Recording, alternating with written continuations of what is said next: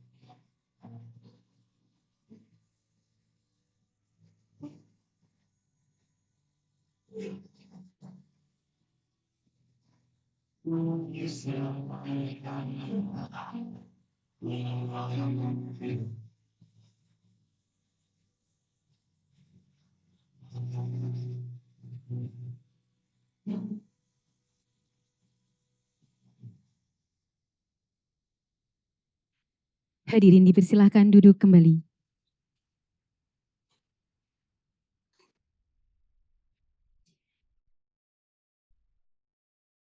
menuju acara inti yakni diskusi-diskusi.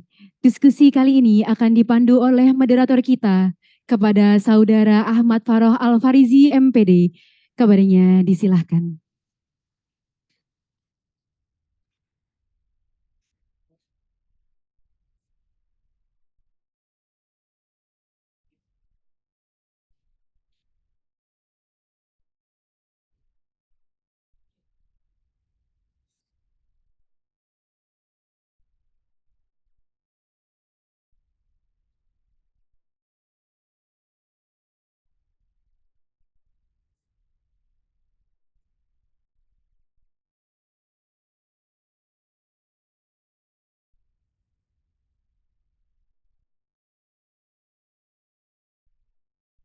Bismillahirrahmanirrahim. Assalamualaikum warahmatullahi wabarakatuh. Bang abang makan tomat, kurang semangat. Assalamualaikum warahmatullahi wabarakatuh. Nah, itu baru semangat Bapak Ibu ya. Alhamdulillahilladzi an'amana bi ni'matil iman wal Islam. Asyhadu an la ilaha illallah wa asyhadu anna Muhammadan abduhu wa rasuluh. Khataman nabiyyin alladzi la nabiyya ba'dah. Allahumma sholli ala Muhammad wa ala ali Muhammad. Bersyukur kepada Allah, salawat dan salam kepada Nabi Muhammad Sallallahu Alaihi Wasallam. Ya, sebelumnya terima kasih Mbak Izatul Hima telah mempersilahkan saya ya untuk memandu dua materi ke depan. Selamat siang tentunya menjelang sore Bapak dan Ibu dari seluruh peserta juga ya untuk diskusi dan soft launching beasiswa kader Muhammadiyah 2025. Ini terpantau ada yang hadir secara offline di aula gedung Muhammadiyah Jalan Ahmad Dahlan dan juga tentunya ada yang melalui Zoom meeting ya gitu. Ada berapa orang Mas sudah terpantau?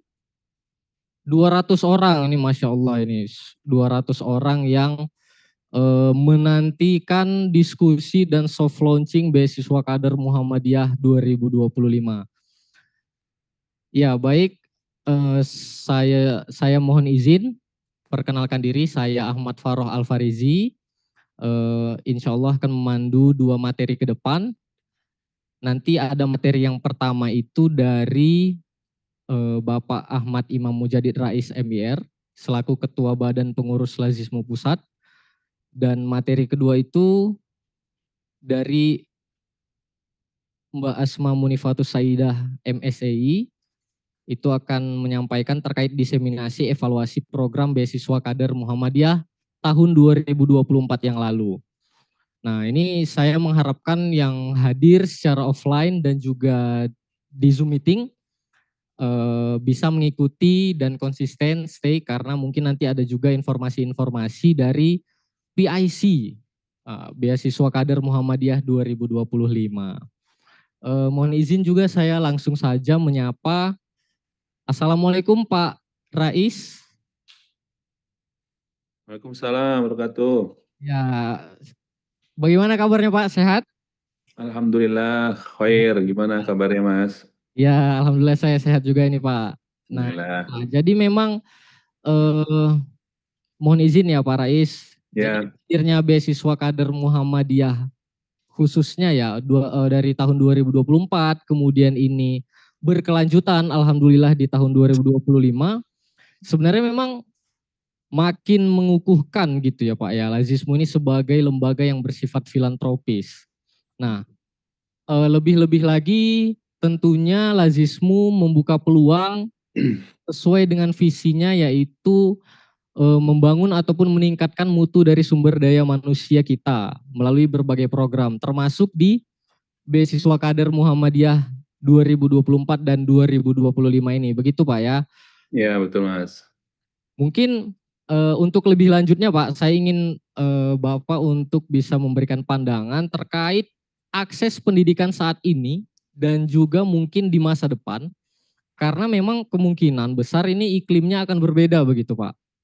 Nah, sehingga memungkinkan Lazismu ini untuk terus konsisten bahkan lebih masif lagi Pak perannya dalam meningkatkan atau mendukung mutu SDM sesuai dengan visi dari Lazismu tadi begitu. Nah mungkin Pak tanpa saya berlama-lama lagi, saya persilahkan untuk Pak Rais menyampaikan materinya begitu. Terima kasih Pak Rais. Langsung saya ya berarti, nggak sambutan Ketua MPKSDI dulu mana, Pak Dr. Bahtiar. Nanti ada pengarahan Oh, siap. Bapak. Iya. Baik, Assalamualaikum warahmatullahi wabarakatuh. Waalaikumsalam. Bapak Ibu yang kami hormati, terima kasih atas kesempatannya Mas Moderator, dan juga kami mengucapkan terima kasih atas undangannya dari MPKSDI PP Muhammadiyah ya, merupakan sebuah kehormatan bagi kami atas nama Lazismu bisa hadir di forum yang membahagiakan ini. Eh, Kami mengucapkan salam kepada seluruh peserta, baik yang hadir offline ya di Aula Ahmad Dahlan ya, dan juga di Zoom. Sealam raya ini, sealam semesta tadi. Rahmatan lil alamin berarti ya. Eh, Pertama kami mengucapkan puji serta syukur kita kehadirat Allah Subhanahu wa taala karena pada kesempatan ini masih bisa diberi kekuatan untuk istiqomah dalam pengabdian kepada Allah Subhanahu wa taala, dan kita tentu bersalawat dan salam untuk Rasulullah SAW yang menjadi inspirasi bagi gerakan kita semuanya. Ya tentu langsung menyambung apa yang ditanyakan oleh Mas Moderator. Ya tentu kita berharap Lazismu yang 4 Juli lalu menginjak usia 23 tahun, kami berharap masih bisa berkontribusi lebih banyak lagi ya untuk bisa membuka akses pendidikan bagi kita semua, bagi kader-kader persyarikatan, bagi kaum mustadafin yang mengalami kesulitan. Ini sekedar cerita, Mas. Mungkin teman-teman juga melihat fenomena secara global ya, ketika dunia makin tertarik dalam tanda petik makin kanan ya, beberapa lembaga donor menutup kantornya di Indonesia, kemarin USAID ya. Banyak badan-badan PBB ini sekarang beralih kepada lembaga-lembaga zakat, Mas. Termasuk Basnas ya, kalau di tingkat pemerintahnya. Dan kami bersyukur ada beberapa riset yang dibuat oleh teman-teman NGO dan CSO, Civil Society Organization, itu ketika mereka mengadakan survei terutama di NGO-NGO di sekitar Sumatera dan Jawa ya, ketika mereka ditanyakan dari mana sumber-sumber pembiayaan untuk kegiatan pemberdayaan masyarakat yang mereka lakukan, dari 100 responden itu 80 memang menyebut teman kita dari Basnas, tapi 20 juga menyebutkan Lazismu sebagai salah satu penyuplai atau pendukung penyokong dana yang bermanfaat bagi pemberdayaan masyarakat. Dari situ kami berpikir bahwa memang ada harapan yang sangat tinggi dan juga tantangan yang juga cukup berat. Bagaimana kami di satu sisi bisa menyalurkan program-program atau bantuan terutama pendidikan ya, tapi di sisi lain kami juga dituntut untuk terus bisa meningkatkan penghimpunan, Mas. Nah, ini penghimpunan di saat ekonomi ya, setelah kemarin Trump mengetuk 32% plus 10% karena kita bergabung dengan BRICS, kita tidak tahu di masa yang akan datang seperti apa perekonomian secara nasional. Karena saya ngobrol dengan banyak alas, juga mereka menemukan fenomena yang sama. Nah, kami berharap beasiswa yang diterima oleh teman-teman ya melalui MKSD ini bisa bermanfaat, dan kami juga mendorong teman-teman bisa menjadi fundraiser kami untuk bisa menjadi jalan kebaikan bagi siapapun para agenia yang kebingungan mencari tempat untuk berdonasi, sehingga bisa disalurkan melalui kami, dan akhirnya kami bisa salurkan juga untuk orang-orang yang berhak, seperti itu kira-kira. Saya kembalikan, Mas. Atau langsung ke PPT, Mas? Iya, boleh, Bapak. Oh, Silakan. langsung ya.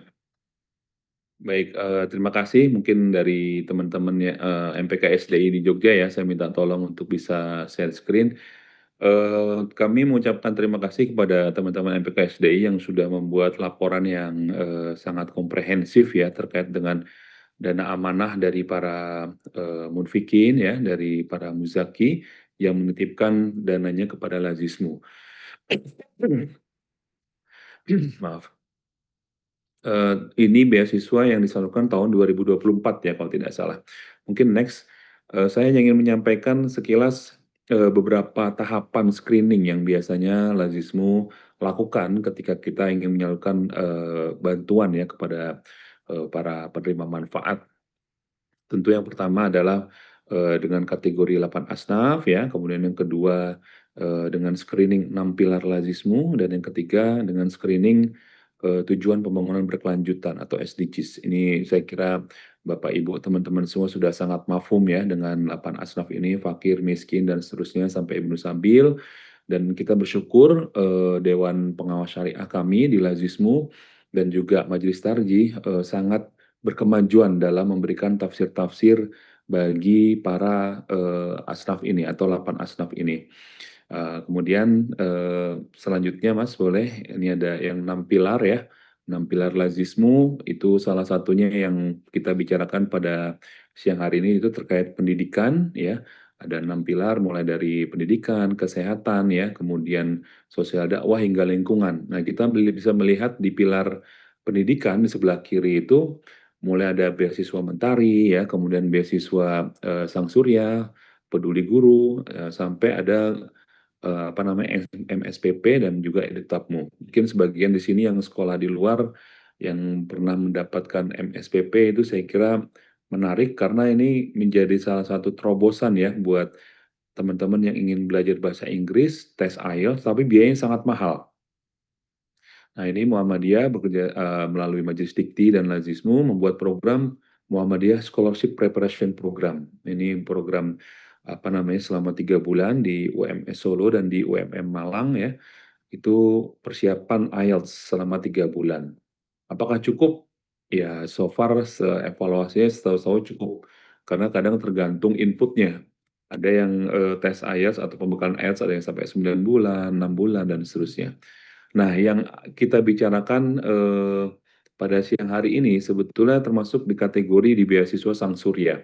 Walaupun, kami juga berdiskusi dengan teman-teman MPK-SDI dan kami juga mendapat arahan dari Pak Ketum untuk bisa memberikan atau menyediakan beasiswa secara khusus untuk para kader.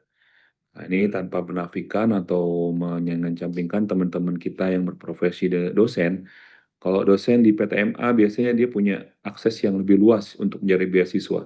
Tapi kader-kader kita yang mulai dari NA, IMM, IPM ya, atau Hizbul Waton, itu mereka yang belum berprofesi dosen tapi ingin lanjut S2 misalkan. Nah, itu kadang mereka kesulitan.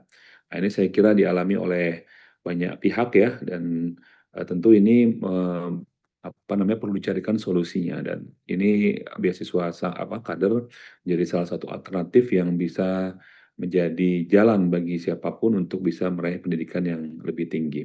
Mungkin selanjutnya Mas, saya tidak akan bahas satu-satu pilar ya. Nah, ini, Lazismu untuk, SDGs-nya ya. Jadi, SDGs ini menjadi screening kami yang ketiga ketika kami ingin menyelenggarakan sebuah program pentasorufan atau pendistribusian. Nah, ini kalau Bapak Ibu membuka-buka lagi anggaran rumah tangga ya di pasal 3 kalau tidak salah itu ada 16 usaha-usaha Muhammadiyah yang kalau dibaca lebih detail dan lebih mendalam ini sebetulnya ada substansi yang sama dengan di SDGs seperti itu. Ya mulai kita mengatasi kemiskinan ya, kemudian ada kelaparan, dan juga kita lihat yang poin keempat itu tentang quality education, pendidikan yang berkualitas. Nah, kita sama-sama mafhum bagaimana tantangan pendidikan kita di masa yang akan datang menyambut apa namanya bonus demografi ya dan juga generasi emas. Tentu kalau kita tidak mempersiapkan secara maksimal generasi setelah kita, berarti kita dikhawatirkan melanggar sebuah ayat yang biasanya digunakan dalam ayat kaderisasi. وَلْيَخْشَى الَّذِينَ لَوْ تَرَكُوا مِنْ خَلْفِهِمْ ذُرِّيَّةً ضِعَافًا خَافُوا عَلَيْهِمْ وَلْيَتَّقُوا اللَّهَ وَقُولُوا قَوْلًا سَدِيدًا. Dan hendaklah kita semua khawatir meninggalkan generasi yang lemah setelah kita. Ya, walaupun konteks ayat ini sebetulnya ayat untuk, dalam konteks keluarga, kecil atau keluarga inti, tapi kita bisa mendudukkan pada konteks yang lebih luas terkait dengan keumatan, bagaimana kaderisasi mempersiapkan generasi yang kuat dan tangguh itu menjadi tanggung jawab kita bersama. Oke, selanjutnya Mas. Nah, ini sekilas tentang program beasiswa Mentari dan Mentari ya. Pertama tentu saya membaca laporan yang dibuat oleh teman-teman MPK SDI bahwa untuk tahun 2024 lalu ada 400 penerima beasiswa ya. Dan yang mengisi atau mengikuti evaluasi sebanyak 368 ya. Dengan 288 merupakan penerima beasiswa dari kader aktif Ortom dan 80 dari kader Mustadafin. Nah, ini tentu kalau kita melihat, mungkin sebetulnya mesti dirujuk ke awal ya, ketika mendiskusikan ini dengan teman-teman di bagian program, saya mendapat laporan bahwa peruntukannya ini menggunakan asnaf miskin dan ibnu sabil, gitu ya. Nah, ini apa namanya? 288 masuk ibnu sabil dan 80 kader masuk mustadafin. Kalau di data atau diagram yang disusun oleh teman-teman MPKSD itu 40% dari total ya. Tapi mungkin nanti tolong dicek lagi ada di halaman berapa itu yang persentasenya saya kira perlu diperbaiki Mbak, Mas. Nah, ini sebetulnya kalau apa namanya, kenapa saya menekankan aspek kuantitatifnya ya? Karena ini saya kira sangat penting karena kita mesti sama-sama melihat lagi ketika pada aspek seleksinya.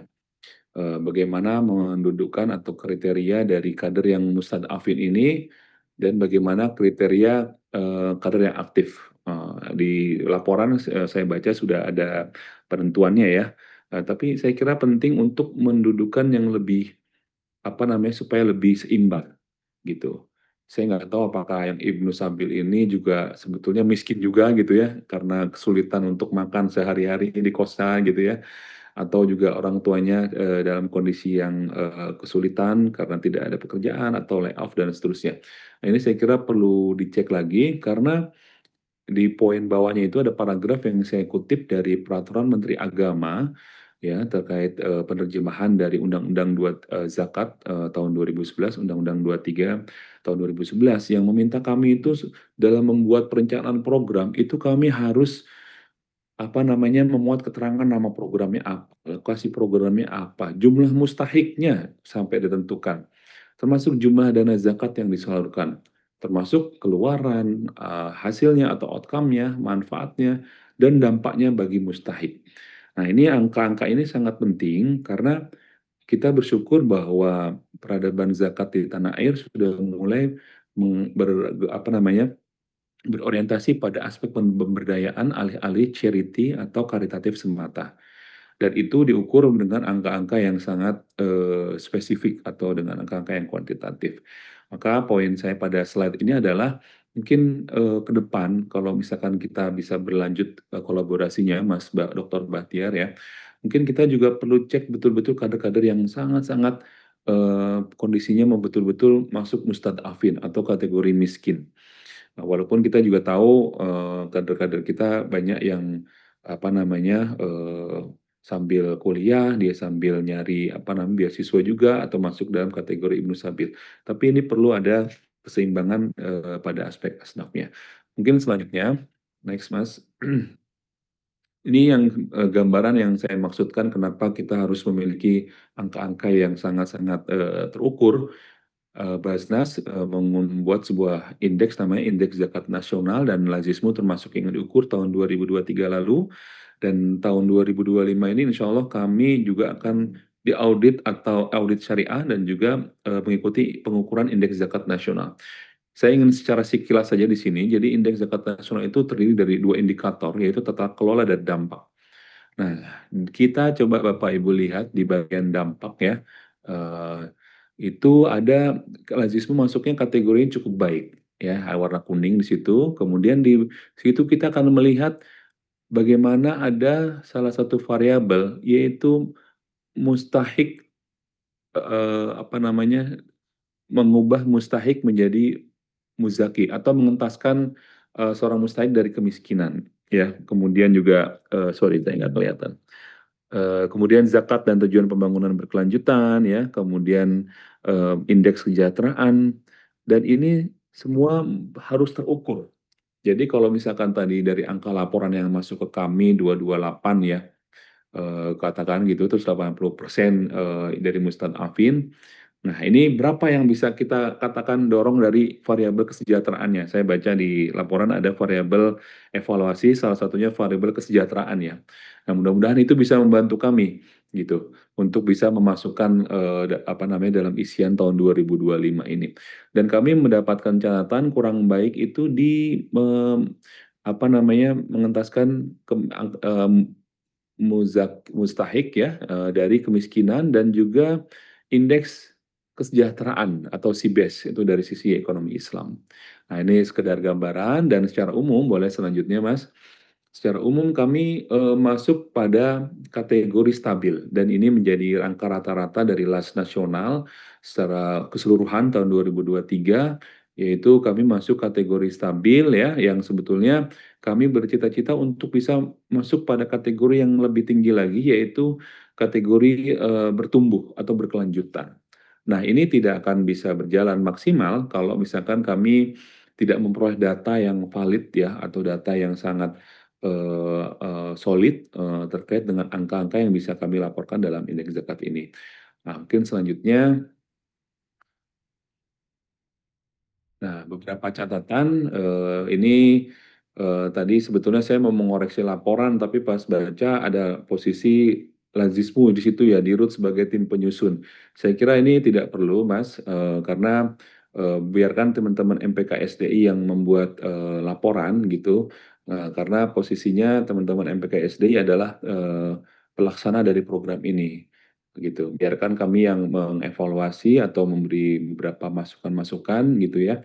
Kemudian selanjutnya terkait pilihan metodologi. Pilihan metodologi saya kira sangat-sangat justifiable ya selama teman-teman punya argumentasi untuk melakukan pengukuran dari sebuah program dan so far menurut saya itu udah oke ya. Cuma memang saya perlu ada semacam tambahan terkait dari keterbatasan dari evaluasi ini misalkan ya. Kita sama-sama tahu bahwa bantuan atau program beasiswa yang Lazismu sampaikan itu baru setahun, betul nggak Mas ya? Kita belum bisa sampai 2 tahun. Bahkan beberapa kasus kita hanya bisa 1 semester. Dan kita belum bisa memberikan beasiswa S3. Nah, ini karena banyak sekali teman-teman dari seluruh Indonesia yang menanyakan apakah ada program beasiswa untuk S3 atau yang untuk berangkat S3 di luar negeri misalkan gitu. Dan kami berharap sebetulnya bisa gitu ya. Tapi persoalannya kita melihat untuk S1 saja banyak orang-orang teman-teman kita di daerah itu masih kesulitan untuk bisa kuliah.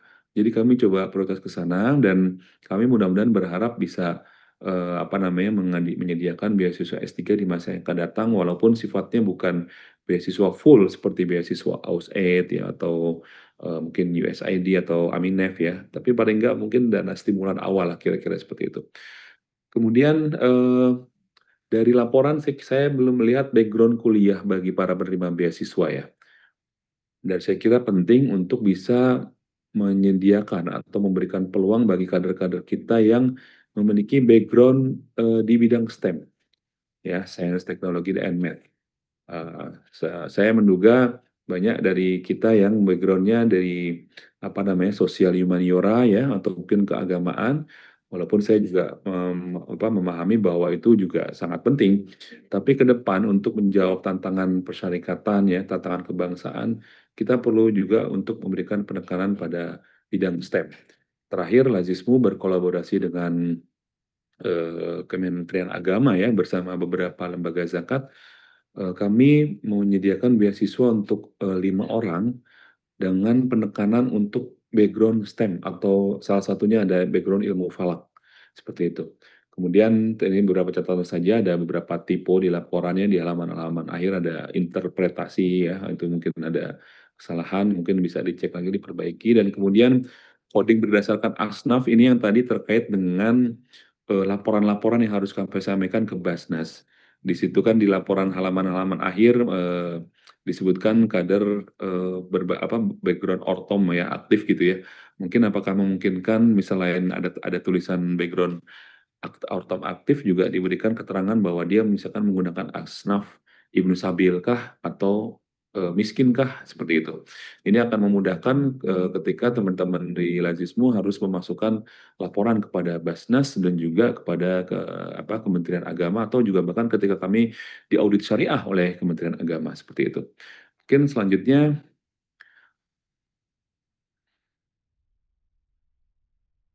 ini what's next ya setelah beasiswa. Kami sih terus terang dan mohon doa dari Bapak Ibu sekalian, kami bercita-cita bisa memberikan beasiswa sampai buat yang S2 misalkan 2 tahun full gitu ya, atau yang S1 4 tahun full gitu ya. Tapi tentu kami harus punya penghimpunan yang tinggi, penghimpunan yang bagus seperti itu. Nah, ini beberapa catatan, bagi yang sudah lulus misalkan ya, mungkin apakah bisa dilacak dia kerja di mana gitu. Kemudian di bidangnya apa gitu ya. Atau kalau misalkan dia lanjut studi, dapat beasiswa lanjut kuliah atau tidak. Ini beberapa poin masukan dari teman-teman program dari Badan Pengurus Lazismu. Dan saya kira perlu kita semuanya, mungkin teman-teman MPKSDI perlu memaksimalkan sosial media dan juga para penerima beasiswa juga perlu memanfaatkan ini untuk bisa turut mensosialisasikan. Saya kemarin 3 hari lalu saya memposting sebuah IG story dari Lazismu DIY yang mengutip kisah sukses dari seorang mahasiswa yang dia ditolak oleh berbagai macam beasiswa. Beasiswa Basnas, beasiswa A, B, C gitu ya, saya agak lupa. Tapi kemudian dia tidak patah arang dan dia kemudian mencoba dan dapat dari Lazismu DIY. Akhirnya mimpi dia yang semula hampir hilang karena tidak bisa melanjutkan pendidikan, dia bisa mencapai itu melalui beasiswa Lazismu DIY. Nah, ini kami pandang penting perlu nanti terkait dengan bagaimana kita ingin sama-sama membangun sebuah ekosistem filantropi Islam di persyarikatan atau di tanah air. Kemudian selanjutnya saya kira perlu ada website khusus ya untuk pengumuman penerima beasiswa ya. Dan ini juga untuk memastikan adanya integrasi data penerima beasiswa. Saya kira banyak orang yang saya ngikutin di IG-nya Lazismu, IG-nya MPKSDI menanyakan prosedurnya. Bahkan juga langsung WA kepada saya atau kepada Dirut di Lazismu menanyakan bagaimana cara aplikasinya, apakah ada beasiswa dan seterusnya. Saya selalu mengarahkan coba cek IG-nya MPKSDI atau beasiswa Lazismu. Dan ke depan saya kira penting ada website khusus. Terlebih kalau kita nanti di internal persyarikatan akan ada MSA ya Pak Batiar ya, Muhammadiyah Scholarship Agency. Ini yang saya kira akan mengintegrasikan semua beasiswa di persyarikatan. Dan ini untuk memastikan teman-teman satu orang untuk satu beasiswa. Kenapa saya tekankan seperti ini? Karena ini kita sama-sama menggunakan dana zakat.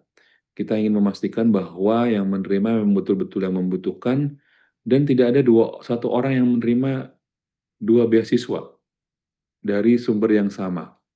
Ya, mungkin dia bisa saja tidak ada, tentu kalau diseleksi beasiswa kader dia hanya satu, tapi mungkin dia ternyata membuka akses dari beasiswa yang lain ya, yang mungkin di Lazismu ada beasiswa Sang Surya atau mungkin dengan Basnas.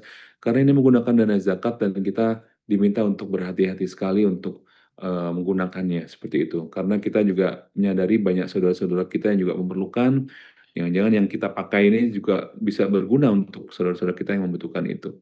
Kemudian kita bisa meminta teman-teman untuk meminta ya para penerima beasiswa ini untuk mengisi social entrepreneurship ya atau program filantropi atau pengenalan Lazismu untuk para penerima beasiswa ini. Ini beberapa contoh kami di Antarlas ini sudah melihat ya ini oleh teman-teman BSI ya Dompet Duafa atau di Basnas itu mereka mengundang para penerima beasiswa untuk memberikan sebuah pelatihan motivasi ya atau social entrepreneurship pasca kuliah gitu. Sehingga para donatur atau muzaki itu melihat apa yang dia titipkan melalui lembaga zakat, melalui Lazismu itu ternyata berdampak dan bermanfaat.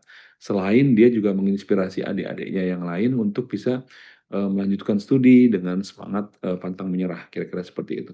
Dan kami mengusulkan kalau memang misalkan selesai di kuliahnya ya bisa bersedia magang ya di Lazismu wilayah daerahnya atau ketika pulang atau yang di luar negeri bisa turut mensosialisasikan Lazismu di PCI masing-masing ya yang sudah ada gitu karena krusialnya peran penghimpunan untuk program-program pentasrufan terutama untuk beasiswa. Mungkin selanjutnya, nah ini ekosistem yang saya maksudkan teman-teman semuanya. Jadi kita tidak berbicara kekinian, kita tidak berbicara per program atau parsial secara sempit ya. Kita berbicara pada tata kelola secara keseluruhan bahwa lazismu yang masih 23 tahun ini dibandingkan PKO dulu ya di awal 1918 menjadi awal modernisasi manajemen zakat, eh, lazismu dituntut oleh regulasi untuk menghimpun dana-dana ZIS dan DSKL secara legal. Dan kami membuka peluang partnership. Nah, teman-teman bisa lihat di sebelah kanan melalui program-program pemberdayaan dan distribusi, dan kami bisa mencari partner-partner ini dari internal ataupun eksternal Muhammadiyah. Nah, mitra-mitra internal eksternal Muhammadiyah ini kemudian menjadi atau mencarikan mustahik ya atau beneficiary, yang dalam hal ini MPKSDI mencari mahasiswa-mahasiswa mustadafin ya, miskin ataupun ibnu sabil yang membutuhkan. Ah, tapi itu tidak selesai dari situ teman-teman semua, Bapak Ibu yang kami hormati, tidak selesai dari situ. Kami berharap Bapak Ibu, teman-teman mitra-mitra kami juga bisa membantu kami untuk bisa mengajak partisipasi publik untuk berdonasi melalui Lazismu. Itulah yang pada slide sebelumnya kami meminta teman-teman barangkali bisa memberikan konten-konten positif ya, ataupun kemudian juga mensosialisasikan dampak dari program yang teman-teman rasakan, karena secara overall kalau evaluasi teman-teman MPKSDI ini programnya berjalan sangat efektif ya, dari laporan yang disusun tadi dengan variabel evaluasi 5 ya, evaluasi kompetensi karena IPK-nya di atas 3 semua, luar biasa. Saya nggak tahu kalau ada STEM kira-kira bakal 3 semua nggak nih teman-teman IPK-nya, karena ini saya kira kalau STEM agak lain memang. Nah, kemudian ada evaluasi kesejahteraan, kompetensi sosial. Nah, saya kira bersedia bergabung atau menjadi atau magang ya, mengabdi di bidang sosial filantropi seperti itu. Saya kira bagian dari efek kompetensi sosial. Tidak saja saat menerima beasiswa, tapi setelah itu seperti itu. Kemudian evaluasi kepemimpinan dan organisasi dan termasuk keislaman dan kemuhammadiyah. Nah, kembali ke ekosistem Zizka, jadi berharapannya teman-teman Bapak Ibu sekalian bisa mencarikan donor atau muzaki baru, itu dari retail ya, ataupun corporate, ataupun melalui digital, dan selanjutnya muzaki akan masuk lagi ke lazismu, dan itu kan kami putar lagi seterusnya seperti itu. Dan kesemuanya ini berujung pada penguatan institusi keuangan Islam gitu. Nah, kita melihat ada konteks secara persyarikatan, bulan September lalu ada PP Muhammadiyah menerbitkan pedoman keuangan yang kalau Bapak Ibu buka secara substansi itu mendorong adanya penguatan tata kelola di Persyarikatan Muhammadiyah untuk aspek keuangan, terutama terkait dengan laporan ya, transparansi, akuntabilitas, termasuk tata kelola secara tertib dengan adanya RAPB ya, laporan dan seterusnya. Dan saya kira ini Lazismu sebagai salah satu pilar filantropi Islam yang mendukung ketersediaan sumber keuangan bagi Persyarikatan Muhammadiyah di pasal 34 di ART.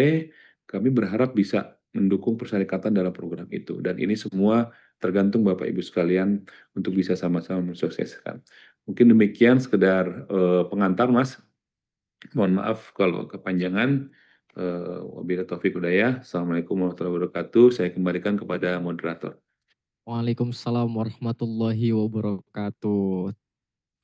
Terima kasih Bapak Rais ya atas penjelasannya tadi, menyajikan sangat komprehensif ya gitu ya terkait data-data kuantitatif yang menjelaskan peran lazismu, kemudian program sampai kepada laporan-laporan begitu ya terkait penyelenggaraan beasiswa yang ada di lazismu begitu.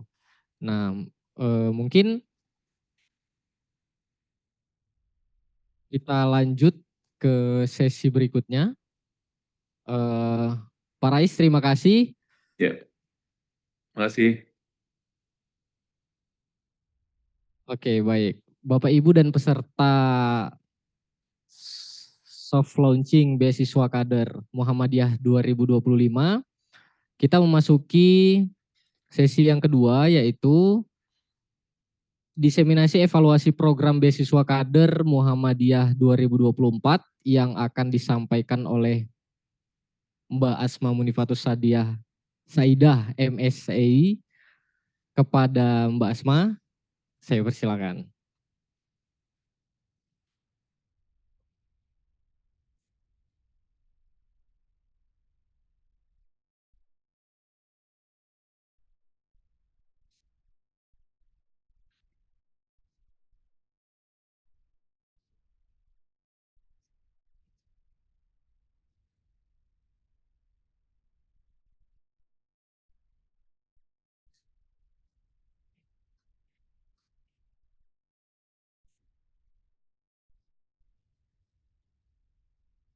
Cek.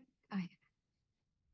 Baik, terima kasih Mas Faris. Assalamualaikum warahmatullahi wabarakatuh. Alhamdulillahirrabbilalamin, ala nikmatil iman wal islam. Salatu wassalamu ala asrofil anbiya wal mursalin, wala alihi wa sahbihi ajmain, amma ba'd. Terima kasih semuanya. Sebuah kehormatan bagi saya ya di sini sebagai tim evaluator dari program beasiswa kader Muhammadiyah tahun 2024.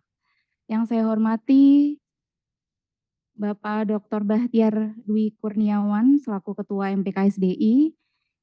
Yang saya hormati Bapak Ahmad Imam Mujadid Rais, Pak Rais, masih aktif di online ya. Yang saya hormati Bapak. Masih aktif saya Mbak. Iya Bapak. Kemudian yang saya hormati pula Mazhar selaku PIC dari Beasiswa Kader 2025. Kemudian Bapak Imam Mahdi untuk PIC Beasiswa Kader 2024. Serta Bapak Ibu tamu undangan dari Majelis dan Lembaga Pimpinan Pusat Muhammadiyah, kemudian MPKSDI, PWM se-Indonesia, PDM se-Indonesia, Ortom dari pusat sampai daerah, dan mungkin yang hadir offline maupun online, awardee beasiswa batch 1 ada di sini ya, atau mungkin calon awardee beasiswa batch 2 ya, semoga hadir di sini.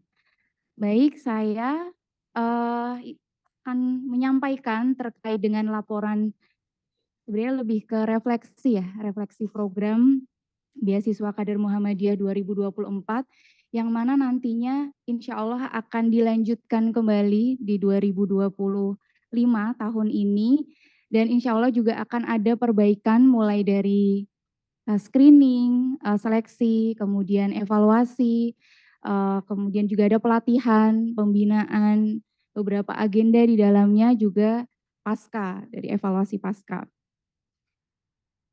Oke, jadi untuk laporan ini sebenarnya tadi sudah disampaikan sedikit ya oleh Bapak Rais. Ada beberapa catatan juga untuk kami, terima kasih Pak Rais. Sudah kami catat, nanti insya Allah akan kami sempurnakan. Dan mungkin nanti juga akan saya jawab pertanyaan dari Pak Rais terkait dengan data-data kuantitatif ya Bapak untuk Musad Afin, kemudian juga ada beberapa variabel yang kurang ada perubahan, ada peningkatan, ada penurunan juga, ada pun stagnan juga. Oke, next.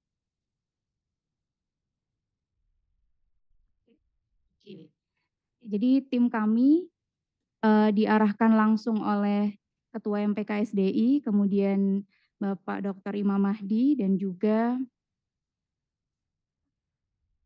Bapak Muhammad Fajrul Sodik, dan teman-teman dari Pusat Studi Muhammadiyah. Tujuan dari kami untuk membuat refleksi ini dan evaluasi, kami membuka ruang untuk diskusi. Ya, jadi untuk evaluasi pun kami membutuhkan evaluasi lagi, perbaikan-perbaikan lagi untuk menyempurnakan program beasiswa MPKSDI yang menurut saya ini spesial ya. Spesial karena tidak hanya pendistribusian dalam hal finansial saja yang bisa membantu teman-teman mahasiswa ya untuk mendapatkan bantuan pendidikan, tapi juga membantu dalam hal penguatan ideologis, pelatihan soft skill. Ini yang menurut saya perlu untuk di-publish gitu ya, karena beasiswa ini luar biasa seperti itu. Nah, tujuan dari evaluasi kami pasti kami mencoba untuk mengukur, menilai ketercapaian dari program. Kita bisa lihat bersama di sini Bapak, Ibu, dan teman-teman bagaimana program ini efektif. Dan yang kami evaluasi adalah programnya. Dan untuk program maupun baik itu metode, desain, kemudian komponen ataupun indikatornya, ini pun in development gitu. Jadi akan terus dikembangkan seperti itu. Karena ini pun juga sebuah inisiatif pertama ya kalau nggak inisiatif pertama di MPKSDI membuat beasiswa, menghadirkan beasiswa khusus untuk para kader untuk meningkatkan kualitas kalau dari tujuan dari program ya, kualitas, kapasitas, keterampilan dari kader. Nah ini harus terus ditingkatkan atau direvisi terus ya untuk perbaikan. Kemudian juga kami mencoba untuk mengukur sejauh mana program ini memberikan dampak. Meskipun tadi sudah disampaikan oleh Bapak Rais bahwa untuk pemilihan metode juga harus dipilih sebaik mungkin, itu pun juga catatan bagi kami. Kemudian pelaksanaan program, kami melihat tingkat kepuasan, kemudian juga kebermanfaatan yang dinilai langsung dari penerima beasiswa. Kemudian terakhir juga pastinya dari laporan ini nanti akan kami publish setelah disempurnakan dan direvisi, pastinya akan memberikan manfaat ya, kebermanfaatan baik itu di sosial, di masyarakat, baik itu juga untuk lembaga. Untuk next. Oke, lingkup evaluasi kami, mahasiswa S1, S2 PTMA, non PTMA, jadi sangat inklusif ya untuk beasiswa ini luar biasa. Menyasar dalam negeri, mahasiswa luar negeri juga nanti akan saya sampaikan. Kemudian jenis beasiswanya ada kader Ortom, Mustad Afin, ini pun juga ada ada perbedaan kuota, mungkin nanti bisa di program selanjutnya bisa diperbaiki untuk kader Ortom dan Mustad Afin. Kemudian bentuk intervensinya ini yang spesial, baik itu dari bantuan finansial, bantuan pendidikan, yang insya Allah ini bermanfaat ya, sangat membantu mahasiswa. Kemudian pelatihan soft skill, ini akan terus dievaluasi pula pelatihan soft skill apa yang sesuai untuk para kader. Kemudian pembinaan AIK, apakah perlu 1 kali, 2 kali, dan lain sebagainya. Kemudian periode kami melakukan evaluasi dari awal screening, kemudian setelah final ada list nama penerima beasiswa sampai dengan pasca. Kurang lebih 10 bulan kami melakukan evaluasi.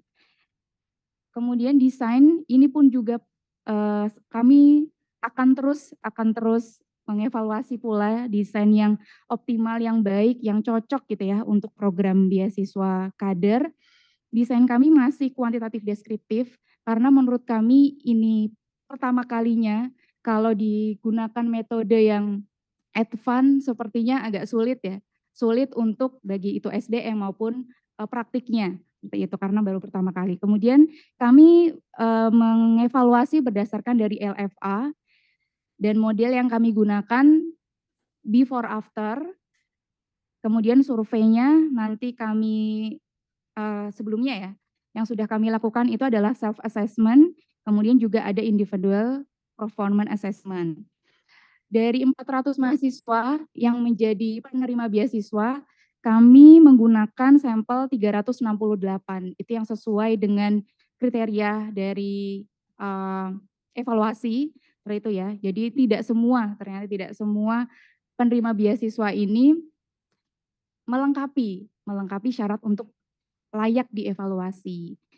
Kemudian cakupan evaluasi kami berdasarkan LFA, aktivitasnya kami evaluasi apakah sudah dilaksanakan sesuai dengan rencana, outputnya, outcomes, kemudian tujuan akhir. Cakupannya tadi sebagaimana yang disampaikan Bapak Rais, kami menggunakan 5 variabel, ini pun juga in development ya, Bapak Rais.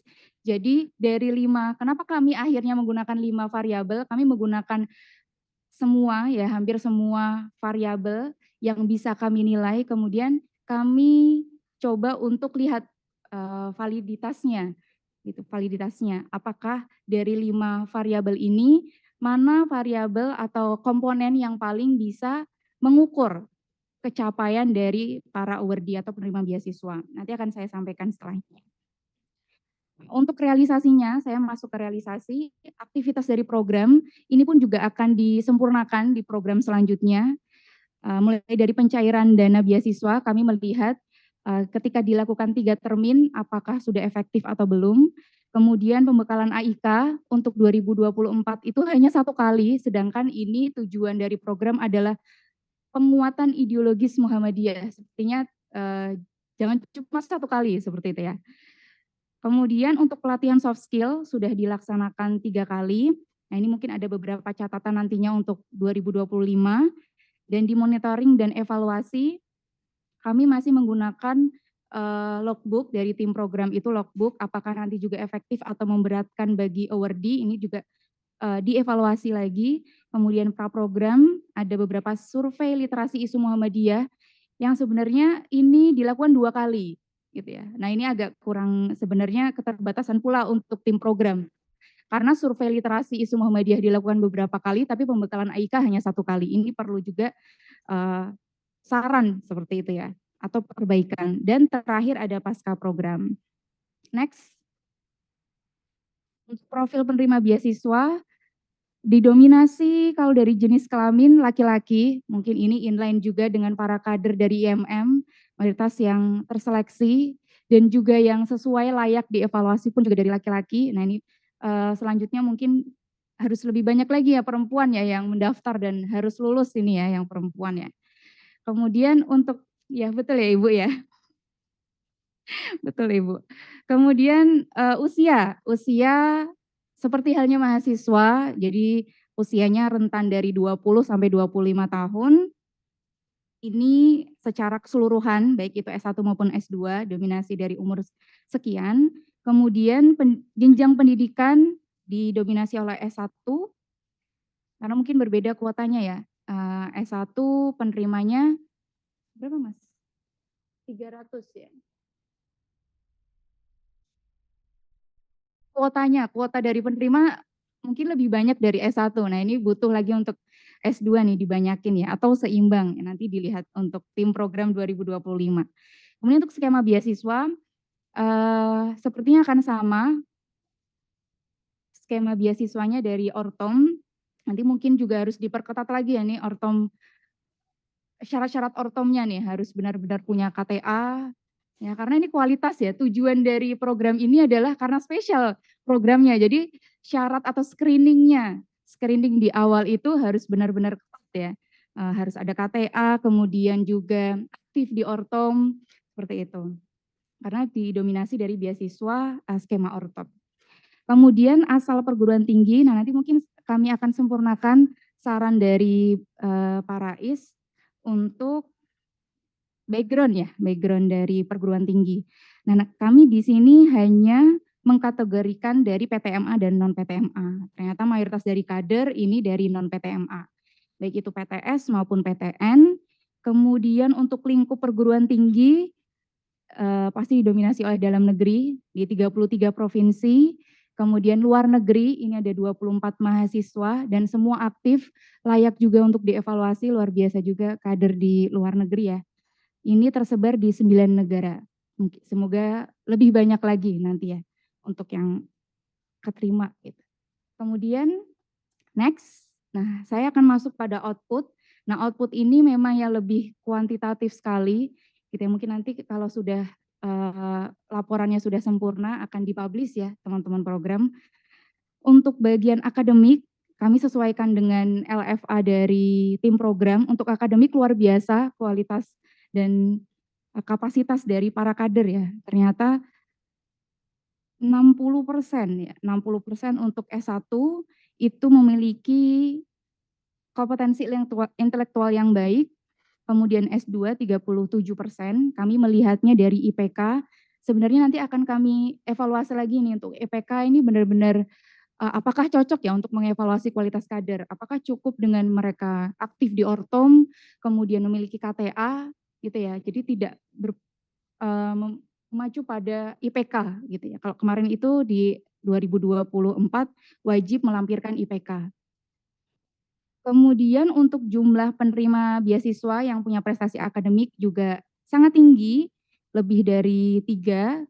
Kemudian untuk non-akademik juga tinggi. Next. Saya akan fokus juga ke kepemimpinan organisasi dan sosial, yang mana ini menjadi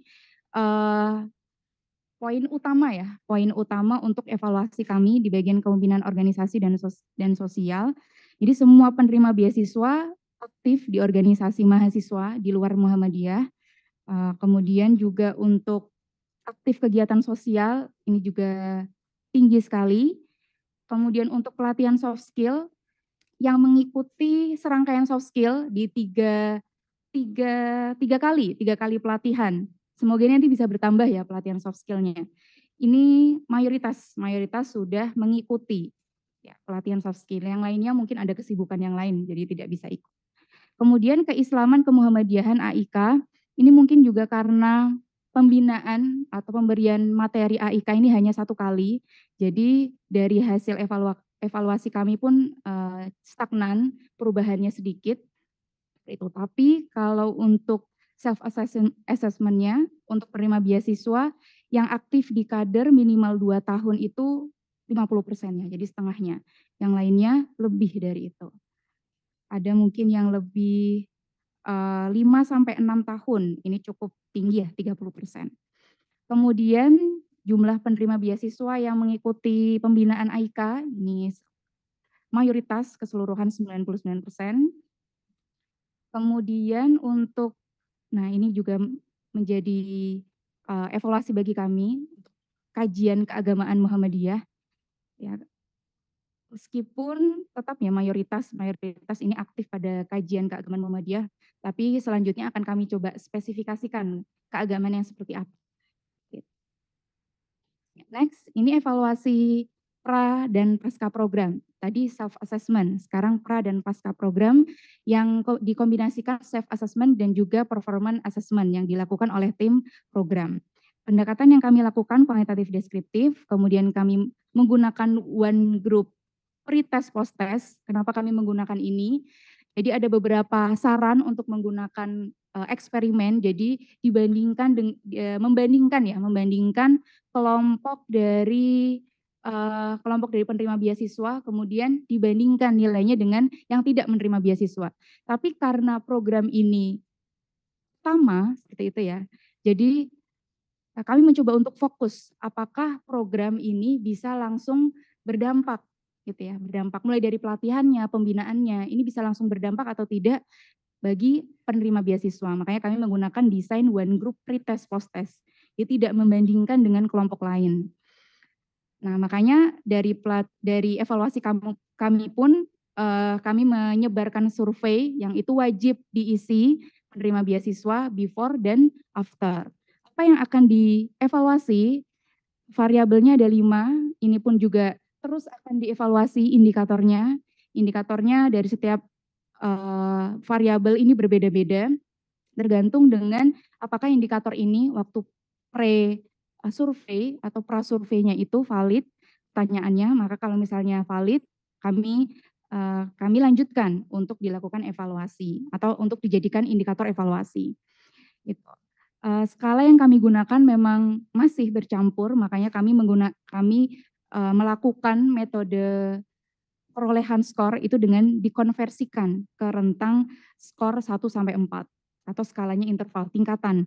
Jadi semakin tinggi nanti skornya atau semakin banyak mulai dari prestasi akademik atau jumlah atau partisipasi kegiatan kepemimpinan sosial dan lain sebagainya itu semakin banyak maka semakin mendapatkan skor tertinggi. Itu. Nah, dari skor yang kami peroleh akan kami hitung nilai rata-ratanya secara agregat keseluruhan, kemudian kami bandingkan before dan after, dan kami lihat perubahannya, apakah perubahannya meningkat dari before ke after, atau ada stagnan atau penurunan. Itu. Jadi menggunakan metode selisih. Jadi pasca nanti dikurangi dengan pra untuk nilai rata-rata. Hasilnya bagaimana? Nah, dari 5 komponen ini, 5 variabel ini yang memiliki perubahan atau skor peningkatan positif itu pada kompetensi akademik.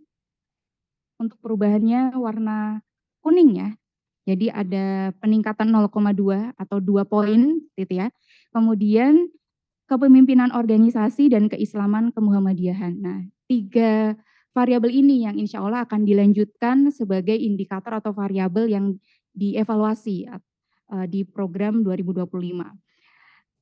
Sebenarnya catatan juga ini Pak Rais ya, dan juga mungkin ada para pimpinan di sini, untuk kesejahteraan ekonomi stagnan, jadi before after itu skornya sama, dan di tengah-tengah ya ini ya 2,5, jadi perlu PR juga apakah bantuan finansial ini bisa membantu gitu dengan nominal yang diberikan kepada para awardee.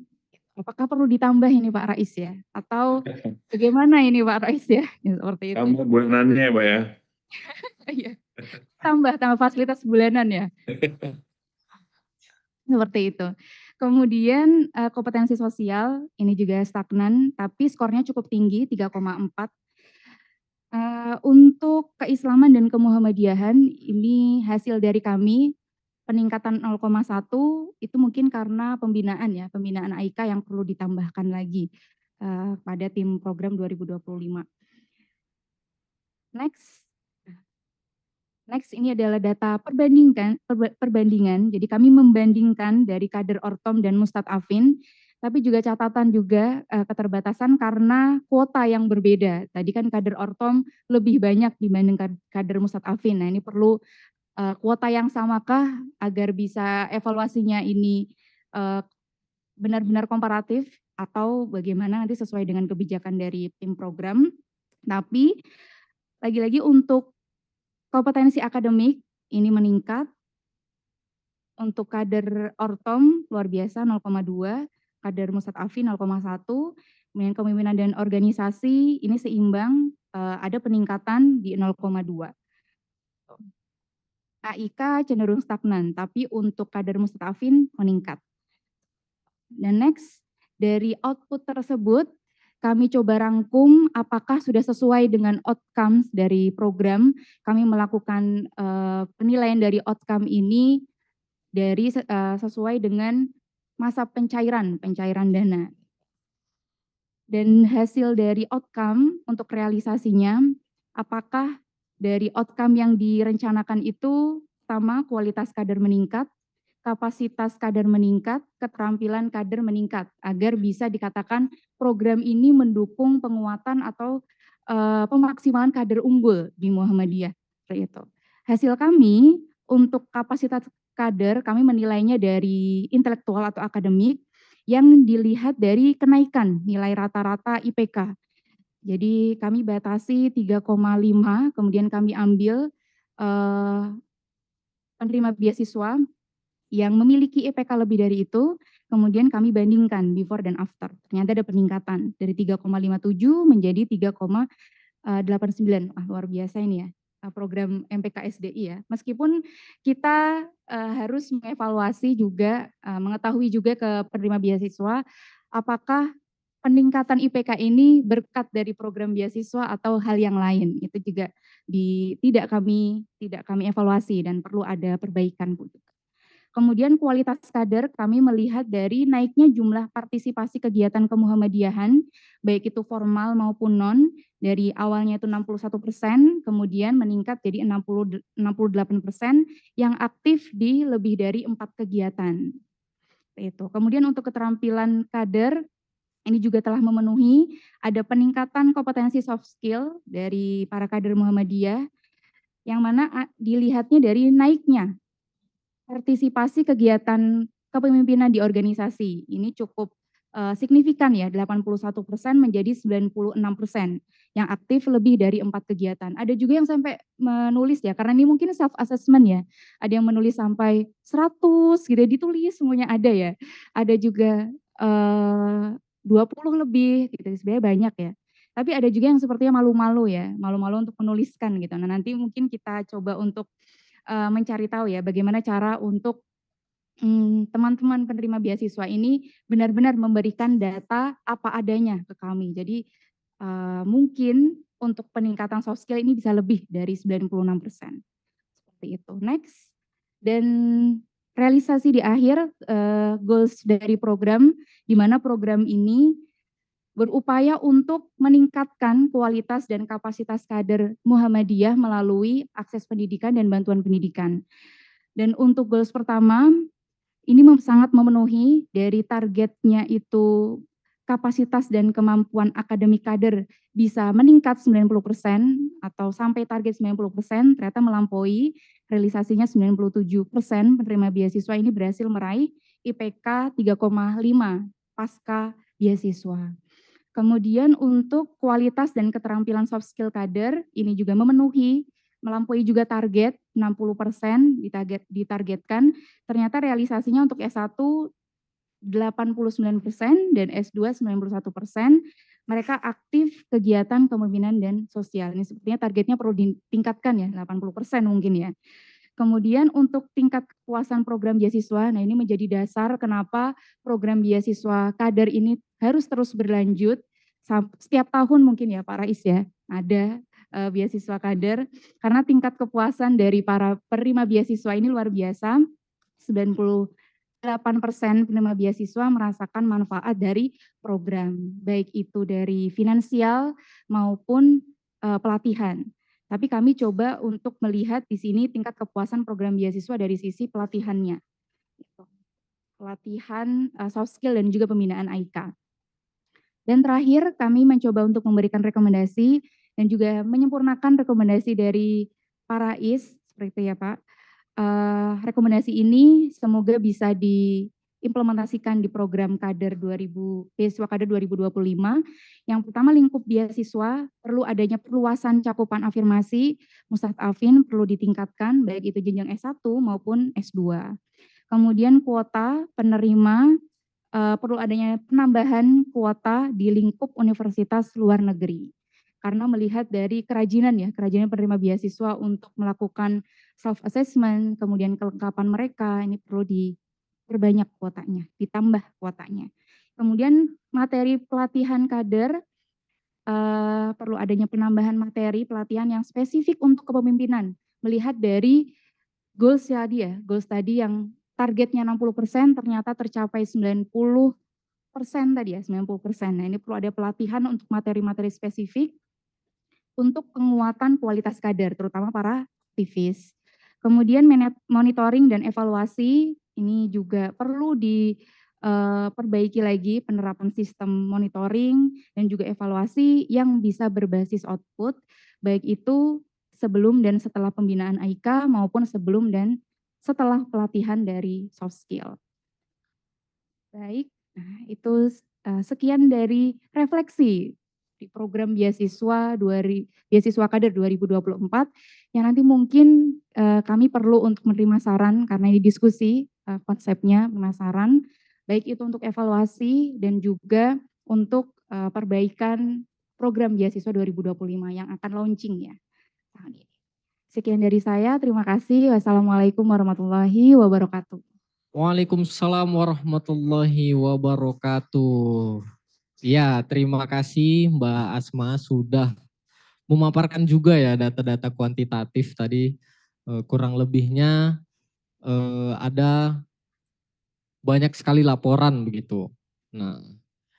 Nah ini sebagai informasi juga Bapak Ibu dan peserta soft launching hari ini, Mbak Asma ini dari Pusat Studi Muhammadiyah terus bersama jajarannya juga bersinergi begitu ya dengan tim penyelenggara beasiswa kader Muhammadiyah 2024 supaya memang apa saja yang ditujukan, apa saja yang menjadi sasaran bagi program beasiswa kader ini tidak lari begitu. Bukan hanya sekadar membantu secara finansial tapi juga memberikan semacam pembinaan begitu Bapak dan Ibu. Pembinaan, pengembangan kapasitas seperti yang beliau jelaskan tadi melalui pembinaan AIK, kemudian adanya soft skill yang diadakan rutin ya sebulan sekali begitu. Nah akhirnya yang seperti yang disampaikan juga oleh Mbak Asma tadi, ada beberapa indikator begitu, indikator yang dijadikan indikator keberhasilan lah begitu ya. Mungkin pertama dari indeks prestasi kumulatif, kemudian juga kompetensi al-Islam dan kemuhammadiyahan, juga ada kepemimpinan dan sosial begitu Mbak ya. Iya. Nah begitu. Oke, karena ini juga sudah mau masuk waktu asar ya Bapak Ibu dan peserta, mungkin nanti akan dilanjutkan juga ada sosialisasi beasiswa kader Muhammadiyah 2025 mungkin setelah asar begitu ya Mbak ya. Iya. Jadi mungkin untuk diskusinya nanti bisa disosialisasi begitu.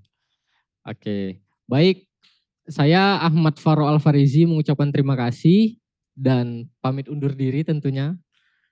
Semoga teman-teman yang menjadi calon Wordi ya di batch kedua ini bisa semangat. Tadi juga saya sudah intip di Zoom meeting itu yang open cam itu sudah antusias sekali begitu ya. Ini sudah berapa Mas yang tercatat Mas?